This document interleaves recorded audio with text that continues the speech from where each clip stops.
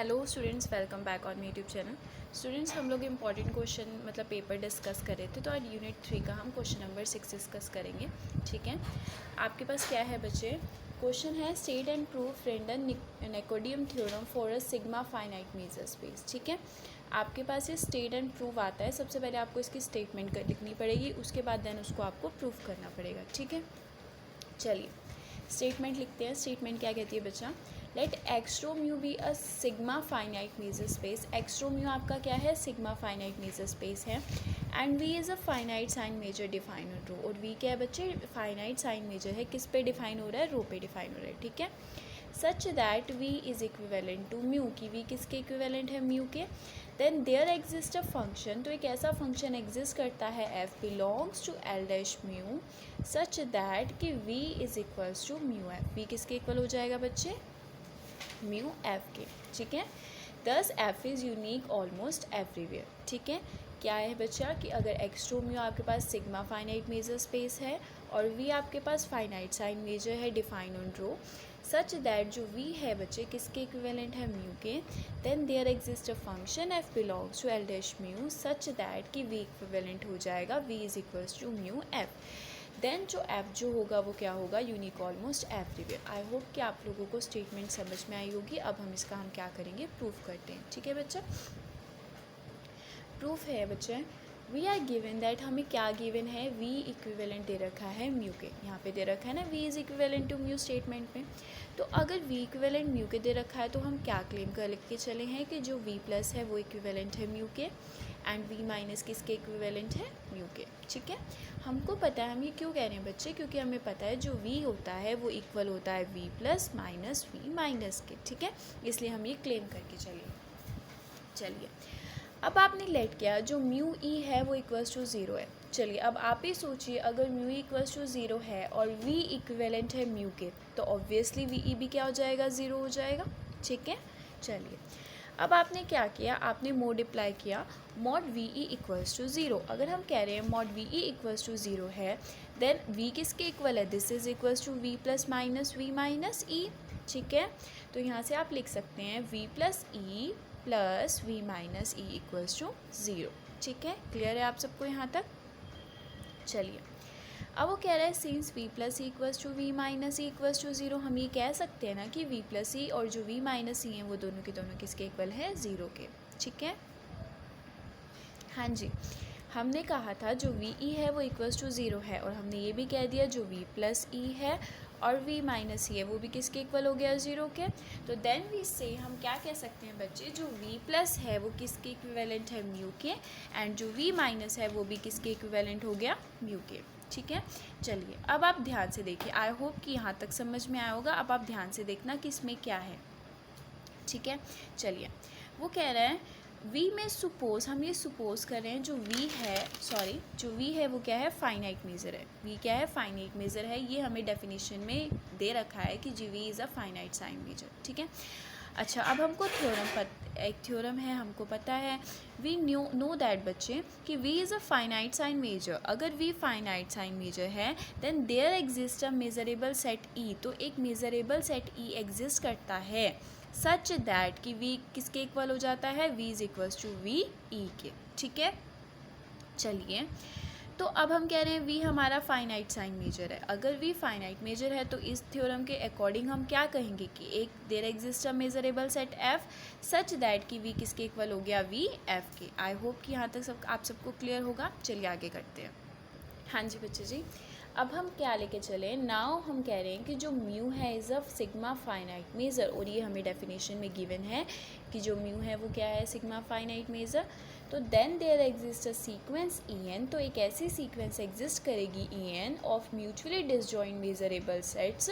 ठीक है, तो एक ऐसी सीक्वेंस एग्जिस्ट करेगी E N of mutually disjoint measurable set such that कि जो म्यू ई एन है वो क्या होगा? लेस होगा इन्फिनिटी से फॉर ऑल एन। और इसको हमने नाम क्या दे दिया बच्चे? Equation number 1। क्लियर? क्या कि अगर, हाँ जी, कि क्या अगर म्यू आपके पास फाइनाइट मेजर है तो एक ऐसी सीक्वेंस ई एन एग्जिस्ट करेगी म्यूचुअली डिसजॉइंट मेजरेबल सेट्स की कि वी ई एन क्या हो जाएगा? Less than infinity for all है। ठीक है, अब आपने क्या डिफ़ाइन किया, आपने डिफ़ाइन किया कि F is equals to union N equals to 1 to infinity E N, ठीक है। आपने ये डिफ़ाइन किया और इसको आपने नाम दे दिया इक्वेशन नंबर 2। ऑल्सो डिफ़ाइन, और आपने क्या डिफ़ाइन किया बच्चे, फॉर ईच एन, की हर एक एन के लिए जो वी एन है वो इक्वल है वी ई एन के, एंड सिमिलरली जो म्यू एन है वो किसके इक्वल हो गया बच्चे, म्यू ई एन के। आपको ये दोनों चीज़ें डिफ़ाइन करनी पड़ेंगी और इसी के बेस पे सारे आगे थ्योरम होगी, ठीक है। तो इसको आप चाहे लर्न कर लीजिए, ठीक है। अगर आप इसको 2-3 टाइम्स लिख के देखेंगे तो ऑब्वियसली आपको ये जो थ्योरम है वो लर्न भी हो जाएगी और ईजिली पेपर में सॉल्व भी हो जाएगी, ठीक है।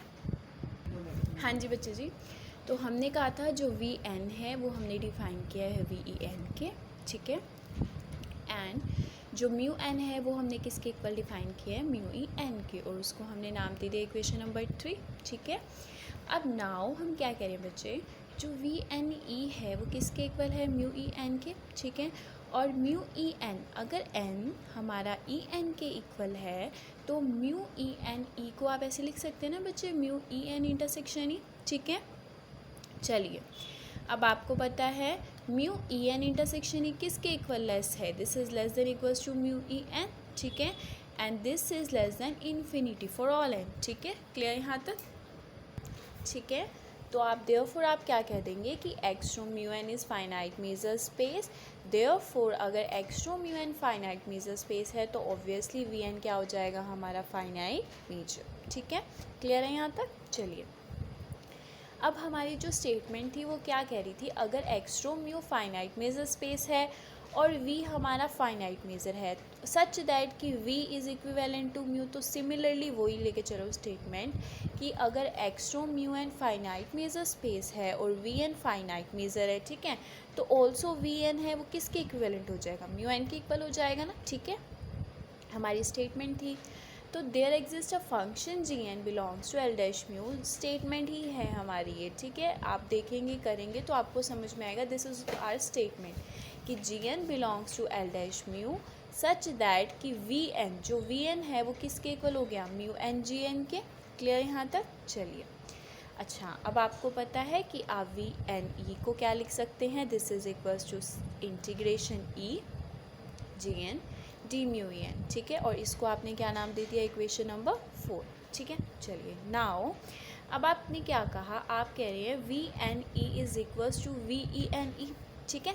वी एन को आपने वी ई एन लिखा था ना, यहाँ पे देखो लिखा हुआ है, ठीक है।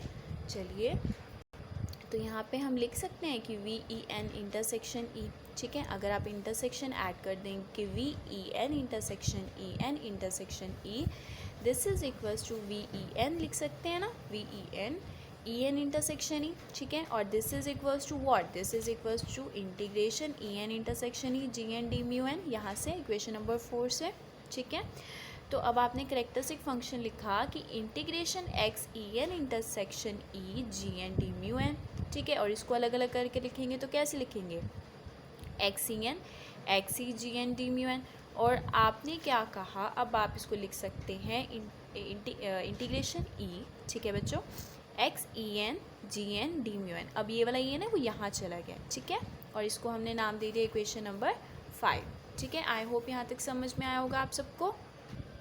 हाँ जी बच्चे जी, अब आपने क्या डिफ़ाइन किया, आपने डिफ़ाइन किया कि F N equals to X E N G N, ठीक है। और इसको आपने क्या नाम दे दिया, इक्वेशन नंबर 6, ठीक है। ठीक है बच्चों, इसको आपने नाम दे दिया इक्वेशन नंबर 6।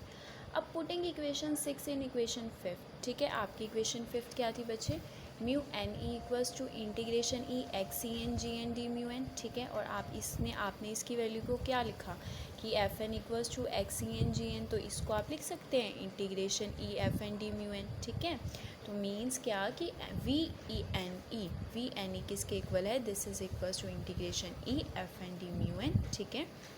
और इसको आपने क्या नाम दे दिया, इक्वेशन नंबर 7, ठीक है बच्चा। आई होप कि क्लियर होगा आप सबको यहाँ तक। हाँ जी बच्चे जी, तो अब देखिए वी हैव एफ एन कहाँ से बिलोंग कर रहा है, F N belongs to L dash mu N से, ठीक है। Also F N equals to 0 for all X belongs to X minus E N, ठीक है। अच्छा, अब ध्यान से देखिए कि इफ़ अगर E is any measurable set, अगर ई आपके पास कोई भी मेजरेबल सेट है, then X E F N कहाँ से बिलोंग करेगा, एल डैश म्यू एन में से, ठीक है। Also X E F N किसके इक्वल होगा, 0 के, for all X belongs to X minus E N, यही वाली थ्योरम अप्लाई हुआ है, कुछ नहीं है, ठीक है। Then X E F N कहाँ से बिलोंग कर जाएगा, एल डैश म्यू में से, ठीक है। आप कह रहे हैं कि जो एक्स ई एफ एन है वो बिलोंग करे एल डैश म्यू एन में से, और जो एक्स ई एफ एन है वो बिलोंग करे एल डैश म्यू में से, तो एंड ये दोनों क्या हो जाएंगे, इक्वल हो जाएंगे, क्या कि integration X E F N D mu is equals to integration X E F N D mu N, ठीक है। ये दोनों क्या है, एक दूसरे के इक्वल है, और इसको हमने नेम दे दिया equation number 8।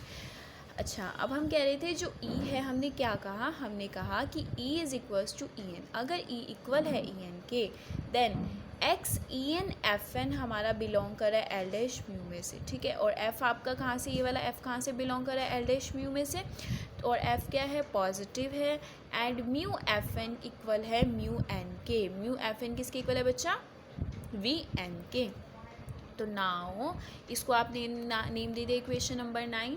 Now V E N equals to, अच्छा इसको आप लिख सकते हैं V E N intersection E N, और ई एन क्या है आपका, एन के इक्वल है, तो वी एन ई एन लिख सकते हैं। और this is equals to what, कि वी एन किसके इक्वल है, म्यू एफ एन के, तो mu F N E N लिख सकते हैं। और this is equals to intersection X E N F N D mu, ठीक है।